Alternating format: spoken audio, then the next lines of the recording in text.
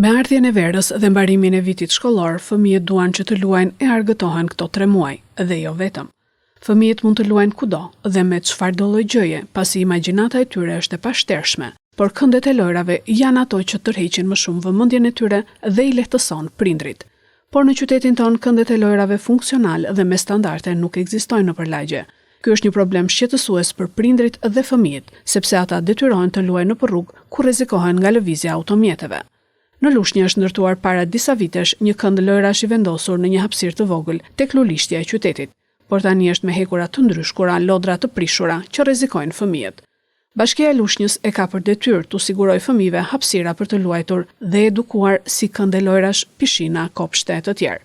Kjo gjë nuk ka ndodhur në qytetin tonë. Edhe këndi vetëm i lojrave nuk është i mirëmbajtur, jo vetëm nga bashkia që e ka për detyrë mirëmbajtjen e tij, por edhe nga qytetarët që e kanë detyrë morale ruajtjen e hapësirave publike, mbi të gjitha hapësirave për fëmijët.